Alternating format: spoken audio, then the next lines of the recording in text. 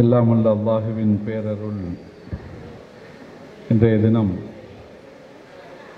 மிகச் சிறப்பாக ஏற்பாடு செய்யப்பட்டு நடைபெற்று கொண்டிருக்கக்கூடிய அன்னலம் பெருமானார் முஹம்மது நபி ஸல்லல்லாஹு அலைஹி வஸல்லம் அவர்களை பற்றிய வாழ்வியல் தகவல்களையும் அவர்கள் நமக்கு வழிகாட்டி தந்த செயல்முறைகளையும் அவர்கள் நமக்கு வழங்கிய பொன்மொழிகளையும் நினைவு கூறி அதன்படி நம்முடைய வாழ்வியலை திருத்தி அமைத்து கொள்ளக்கூடிய ஒரு நல்ல நிகழ்வாக இது ஏற்பாடு செய்யப்பட்டிருக்கிறது. ஒரு வாரத்திற்கு முன்பாக நம்முடைய தாய் சபை பேரியக்கமாம் இந்திய யூனியன் முஸ்லீம் லீக்கினுடைய வடக்கு மாவட்ட தலைவர் அருமை தம்பி ஷம்சுதீன் அவர்களும் அவர்களுடன் மாவட்ட பொறுப்பாளர்களுமாக வந்து இந்த நிகழ்ச்சியிலே கலந்து கொள்ள வேண்டும் என்று அழைப்பு விடுத்தார்கள். மிகுந்த மகிழ்ச்சியாக இருந்தது. பொதுவாக ஒவ்வொரு ரபியுல் அவ்வல் மாதம் வருகிற போதெல்லாம் நம்முடைய தலைவர்கள்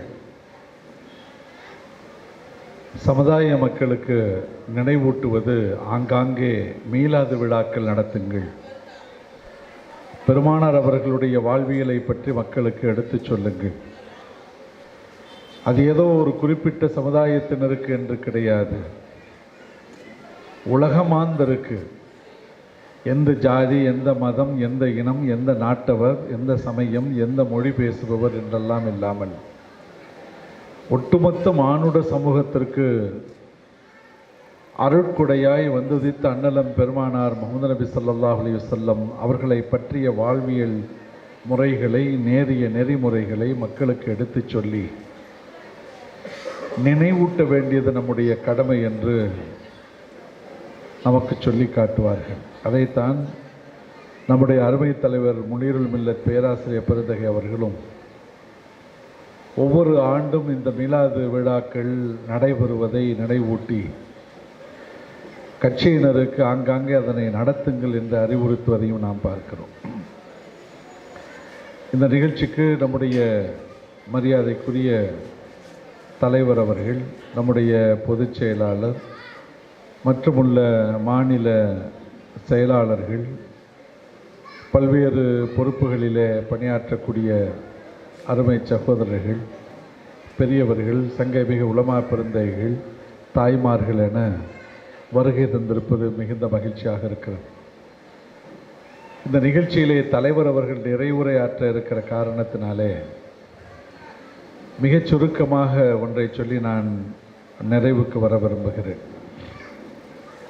இங்கே நம்முடைய சகோதர சமுதாயத்தை சார்ந்த தாய்மார்களும் வருகை தந்திருக்கிறார்கள். அவர்களுக்கும் நம்மில் சிலருக்குமான ஒரு நினைவூட்டுதலாக ஒரு தகவல். நம்மிடையே எத்தனையோ மதங்கள் இருக்கின்றன, அந்த மதங்களை சார்ந்த சமுதாயங்கள் இருக்கின்றன. அந்த சமுதாயம் ஒவ்வொருவரும் ஒவ்வொரு ரீதியாக சமுதாயத்தை சார்ந்தவர்கள் அவரவர்களுடைய நம்பிக்கைக்கு ஏற்ப பல்வேறு கடவுள்களை அழைப்பதை பார்க்கிறோம். அது அவர்களுடைய பிறந்து வளர்ந்து வரக்கூடிய வழியாக இருக்கட்டும், அல்லது தெரிந்து உணர்ந்து அதனை பின்பற்றக்கூடிய வழியாக இருக்கட்டும், எப்படியாக இருந்தாலும் தனக்கென நம்பிக்கையை உருவாக்கி கொண்டு வணக்க வழிபாடுகளிலே ஈடுபடுவதை நாம் பார்க்கிறோம். அந்த பார்வையிலே கடவுள்கள் பலவாறாக சித்தரிக்கப்படுகின்றன. திருமறை குர்ஆன் மிக தெளிவாக சொல்லுகிறது, ஒரு ஆண் பெண்ணிலிருந்து படைக்கப்பட்ட மானுட சமூகம் இது என்று. அது எந்த மதம், எந்த சமுதாயத்தை சார்ந்தவர்களாக இருந்தாலும் ஆதி மூலத்திலிருந்து வந்த கிளைகள் தான் நாம் எல்லோரும். எதை கொண்டும் நம்மிடையே வேறுபடுத்தி பார்த்துவிட முடியாது. இறைவனுடைய படைப்புகளிலேயே மிக உயர்ந்த படைப்பு மனித படைப்பு. இறைவனுடைய பார்வையில் அவனுடைய உயர்ந்த படைப்பு மக்கள், மனிதர்கள். ஆனால் மனிதர்களாகிய நம்மவர்களுக்கு மத்தியிலே இறைவனுடைய பார்வை என்பது பல்வேறு எண்ணிக்கையிலான கடவுள்களாக இருக்கிறோம். இறைவனுடைய பார்வையில் நாம் எல்லோரும் ஒட்டுமொத்தமாக மனித குலத்தின் பார்வையிலே ஒட்டுமொத்தமாக ஓர் இறைவன் என்றில்லாமல் அவரவர்களுடைய பார்வைக்கு ஏற்ப, நம்பிக்கைக்கு ஏற்ப பல்வேறு கடவுள்களாக சித்தரிக்கப்படுகின்றன. அப்படி பார்க்கிற போது எத்தனையோ மதங்கள் இருக்கின்றன, எத்தனையோ சமயங்கள் இருக்கின்றன. அந்த மதங்களில் ஒன்று இஸ்லாம் என்று யாரும் தவறாக எண்ணிவிடக்கூடாது. இஸ்லாம் என்பது ஒரு மதமே இல்லை, அது வாழ்வியலிலே ஒரு நல்ல நேரிய வழியை காட்டுகிற ஒரு மார்க்கம். இறைவன் தன்னை பற்றி சொல்லுகிற போது முஸ்லிம்களுக்கான கடவுள் நான் என்று சொல்லவில்லை, எங்கேயும் சொல்லவில்லை. வல்ல அல்லாஹ் அவனுடைய அருள்மறையிலே தன்னை பற்றி சொல்லுகிற போது முஸ்லிம்களுக்கான இறைவன், முஸ்லிம்களுடைய நம்பிக்கைக்குரிய கடவுள் என்று பிரித்து தனிப்பட்ட முறையிலே சொல்லாமல் ரப்புல் ஆலமீன், அகிலத்தாருக்கெல்லாம் ஏக இறைவன் என்று அருள்மறை திருக்குரான் சொல்லி காட்டுகிறது. எனவே இங்கே நம்முடைய பார்வையில் எந்த வகுப்பை சார்ந்தவர்கள், எந்த சமூகத்தை சார்ந்தவர்கள், எந்த மதம் என்று சொல்லிக் கொண்டிருப்பவர்கள் யாராக இருந்தாலும் நம் எல்லோருக்குமான பார்வையில் ஒரே இறைவன், அவன்தான் அகிலங்களுக்கெல்லாம் இறைவன் என்று அவனுடைய அருள்மறையிலே அல்லாஹ் சொல்லி காட்டுவதை நாம் மறந்துவிட முடியாது. எனவே முஸ்லிம்களுக்குரிய இறைவன், முஸ்லிம்களுக்கான கடவுள் என்று பிரித்து பார்த்து விட முடியாது. ஒவ்வொரு மதத்தினுடைய பார்வையிலே ஒவ்வொரு கடவுள் வெவ்வேறான கடவுள்கள் என்கின்ற நம்பிக்கையிலே சொல்லப்படுவதைப் போல முஸ்லிம்களுக்கான மத கடவுள் அல்லாஹ் என்று யாரும் தவறாக எண்ணிவிடக்கூடாது. அவன் இறைவன், அந்த ஏக இறைவன் தான் நம் எல்லோருக்கும் கடவுளாக இருக்கிறான், வணக்கத்திற்குரியவராக இருக்கிறான் என்பதனை முஸ்லிம்களுக்கானவர் என்கின்ற ஒரு வார்த்தை கூட குரானிலே எங்கேயும் சொல்லப்படாமல் ரப்புல் ஆலமீன், அகிலத்தாருக்கெல்லாம் இறைவன், இரட்சகன் என்று சொல்லப்படுவதை நாம் பார்க்கிறோம். அதே போலத்தான் ஒவ்வொரு மத ரீதியாக எத்தனையோ வேதங்கள் இருப்பதாக ஆங்காங்கே சொல்லப்படுகின்றன. அதே வரிசையிலே முஸ்லிம்களுக்கான வேதம் குர்ஆன் என்று யாராவது எண்ணினால் அது தவறான பார்வை. குர்ஆன் என்பது முஸ்லிம்களுக்கானது மாத்திரம் அல்ல, முஸ்லிம்களுக்கான வேத நூல் என்று யாராவது எண்ணிக்கொண்டிருந்தால் முற்றிலும் தவறான ஒன்று. குர்ஆன் இறைவனால் வழங்கப்பட்ட அந்த அருள்மறை தன்னை பற்றி அறிமுகம் எப்படி செய்கிறது தெரியுமா? இது முஸ்லிம்களுக்கான வேதம் என்று எங்கேயும் சொல்லவில்லை. அருள்மறை குர்ஆன் தன்னை பற்றி சொல்லுகிற போது ஹுதன் லின்னாஸ், மானுட வர்க்கத்திற்கு ஒரு அழகிய நேரிய வழிமுறையை, வழிகாட்டுதலை தந்திருக்கக்கூடிய அருள்மறை என்று சொல்லுகிறது. எப்படி இறைவன் அல்லாஹ்வை பற்றி சொல்லுகிற போது இது முஸ்லிம் என்கிற வார்த்தையை பயன்படுத்தாமல் அகிலத்தாருக்கெல்லாம் இறைவன் என்று எப்படி சொல்லப்பட்டிருக்கிறதோ, அதை போல அருள்மறை குர்ஆன் சொல்லப்படுகிற போது, தன்னை அறிமுகப்படுத்துகிற போது, அகிலத்தாருக்கு சொல்லி காட்டுகிற போது இது முஸ்லிம்களுக்கான வேதம் என்கின்ற வார்த்தையை, முஸ்லிம் என்கிற வார்த்தை அங்கே சொல்லப்படவில்லை. அன்னாஸ், மானுடத்திற்கு, மானுடம் மக்களுக்கு, ஒட்டுமொத்தமான மக்களுக்கான நேர்வழி காட்டுதல் என்று ஹுதன் லின்னாஸ் என்ற அருள்மறையை சொல்லி காட்டுகிறது. அதே போலத்தான் அன்னலம் பெருமானார் முஹம்மது நபி ஸல்லல்லாஹு அலைஹி வஸல்லம் அவர்கள் முஸ்லிம்களுக்கான தலைவர், முஸ்லிம்களுக்கு மட்டுமே நேர்வழி காட்டி வகுத்து தந்து வாழ்ந்து மறைந்தவர்கள் என்று யாராவது எண்ணினால் அதுவும் முற்றிலும் தவறான தகவல். பல பேர் எண்ணிக்கொண்டிருக்கிறார்கள். சகோதர சமுதாயத்தை சார்ந்தவர்கள் எல்லாம் அவர்கள் ப்ராஃபிட் முகம்மது என்கின்ற சில பேர் முகம்மதையே நாம் வழிபட்டு கொண்டிருப்பதாக கூட சில பேர் சொல்லுவார். அல்லது முகம்மது என்பவர் தான் எப்படி கிறிஸ்தவத்திலே ஜீசஸ் கிறிஸ்ட் இயேசுநாதர், அல்லது சீக்கிய மதத்தை உருவாக்கியவர் குருநானக், பௌத்த மதத்தை உருவாக்கியவர்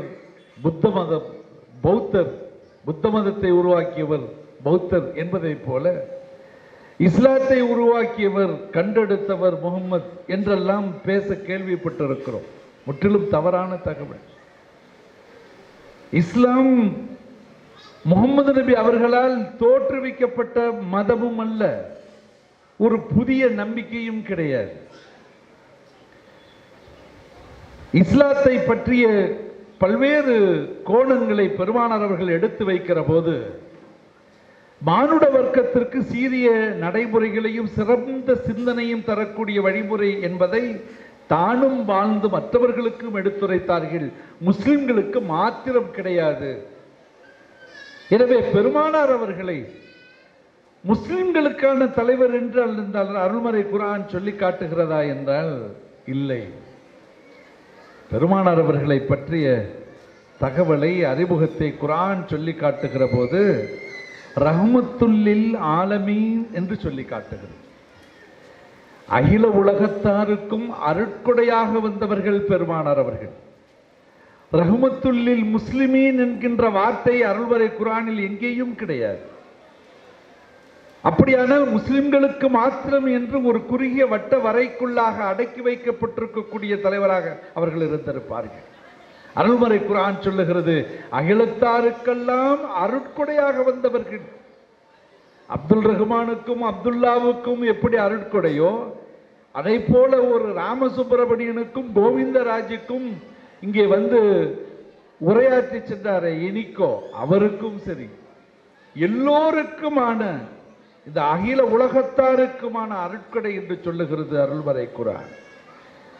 எனவே பெருமானார் அவர்களுடைய வாழ்வியல் முறை என்பது ஏதோ முஸ்லிம்களுக்கு மாத்திரமானது அல்ல, ஒட்டுமொத்தமாக உலகில் தோன்றி இருக்கக்கூடிய மானுட சமூகத்திற்கு, வாழ்ந்து மறைந்திருக்கிற சமுதாயத்திற்கு காட்டி தந்த நல்வழி, வாழ்ந்து கொண்டிருக்கக்கூடிய நம்மவர்களுக்கு காட்டி தந்திருக்கக்கூடிய நேரிய வழி, இனிமேலும் வரப்போகிற தலைமுறையினருக்கும் காட்டி தந்திருக்கக்கூடிய அழகிய முன்மாதிரி வாழ்வியலை கொண்டிருப்பவர்கள் தான் அன்னலம் பெருமானார் முஹம்மது நபி ஸல்லல்லாஹு அலைஹி வஸல்லம் அவர்கள். 1400 ஆண்டுகளையும் தாண்டி உலகமெல்லாம் ஒரு மாபெரும் தலைவரை பற்றி இன்றளவும் அதே கோணத்தில் புகழ்ந்து பாராட்டி பேசி மற்றவர்களுக்கும் அதை தூதுத்துவமாக பரப்புரையாக எடுத்து சொல்லப்படக்கூடிய ஒரு தலைவராக இருக்கிறார்கள் என்று சொன்னால் அது முஹம்மது நபி ஸல்லல்லாஹு அலைஹி வஸல்லம் அவர்களை போல இன்னொன்று கிடையாது, அல்லது இன்னொருவர் கிடையாது. அதனால் தான் பெருமானார் அவர்களை புகழ்ந்து அவர்களுடைய வாழ்வியலை மக்களுக்கு எடுத்து சொல்லி அவர்களை போன்று நாமும் அவர்களுடைய வாழ்வியலை பின்பற்றி அவர்கள் நமக்கு வழங்கி இருக்கக்கூடிய பொன்மொழிகளை மனதிலே ஆட பதிய வைத்து அதன்படி நம்முடைய வாழ்வியலை நேரிய வாழ்வியலாக ஆக்கி கொள்ள வேண்டும் என்று நினைவூட்டக்கூடிய நிகழ்வுகளில் ஒன்றாகத்தான் இந்த மீலாது விழாக்கள், இது போன்ற நிகழ்வுகள் நடத்தப்படுகின்றன. பெருமானார் அவர்களை புகழ்ந்து தள்ளி அவர்களுக்காகவே பாராட்டி பேசி ஏதோ ஒரு குறிப்பிட்ட சாராரை குளிர வைக்கக்கூடிய நிகழ்வாக இது கிடையாது, அல்லது ஒரு குறிப்பிட்ட சமுதாயத்திற்கானது மாத்திரம் என்று கிடையாது. இங்கே முஸ்லிம்கள் மாத்திரமல்ல, சகோதர சமுதாயத்து பெண்மணிகள் அதிகமாக இருப்பதை நான் பார்க்கிறேன். நம் எல்லோருக்கும் ஒட்டுமொத்தமான தலைவராக இந்த உலகிலே நமக்கு வழிகாட்டிய ஒரு அழகிய முன்மாதிரியாக வாழ்ந்திருக்கக்கூடிய அன்னலம் பெருமானார் முஹம்மது நபி ஸல்லல்லாஹு அலைஹி வஸல்லம் அவர்களுடைய பெயரை சொல்லுகிற போதே இறைவன் புறத்து நமக்கு கிடைக்கக்கூடிய மிகப்பெரிய தரஜாவாக, வெகுமதியாக அது இருக்கும் என்பதனை பெருமானார் அவர்களே நமக்கு சொல்லி தந்திருக்கக்கூடியதை மனதிலே ஆட பதிய வைத்து அவர்களுடைய பெயர் சொல்லப்படுகிற போதெல்லாம் அவர்கள் மீது ஸலவாத்து சொல்ல வேண்டும் என்று அல்லாஹ் சொல்லுகிறானே, நானும் சொல்லுகிறேன், மலக்குகளும் சொல்லுகிறார்கள், நீங்களும் சொல்லுங்கள் என்று அல்லாஹ் சொல்லி காட்டுகிறானே, அதை போல எந்த ஒரு மனிதருக்கும் நான் ஸலவாத்து சொல்லுகிறேன் என்று அல்லாஹ் தன்னை பற்றியே சொல்லிக்கொள்ளக்கூடிய ஒரு மகத்துவமான நிலைப்பாடு குர்ஆனிலே இருப்பதை போல வேறு எவருக்கும் எங்கேயும் எதற்கும் சொல்லப்படவில்லை என்பதையெல்லாம் நம்முடைய நினைவில் ஆழ பதிய வைத்து நம்முடைய அன்றாட வழக்கங்களில், பழக்க வழக்கங்களில், நடைமுறைகளில், அன்றாட கால ஓட்டத்திலே எவையெல்லாம் பெருமானார் அவர்களுடைய வாய்மையான, உண்மையான, சத்தியம் நிகழ்த்தி இருக்கக்கூடிய அவருடைய வாழ்வியல்களை, பெருமானார் அவர்களுடைய வாழ்வியலை பின்பற்றக்கூடிய வாய்ப்புகள், அதனை பின்பற்ற வேண்டிய அடிப்படையான முயற்சிகளை நாம் மேற்கொண்டு குறைந்தபட்ச அளவிற்கு அன்றாட சராசரி நடைமுறைகளிலே எந்த செலவும் இல்லாமல் இருக்கக்கூடிய ஒழுக்க மாண்புகளையாவது நாம் கடைபிடிக்கக்கூடிய மனநிலையை நம்மிடத்தில் அதிகமாக வளர்த்து கொண்டு வாழ்வதுதான் ஒரு சிறந்த மனிதராக, ஒரு நல்ல முஸ்லிமாக இருக்க முடியும்.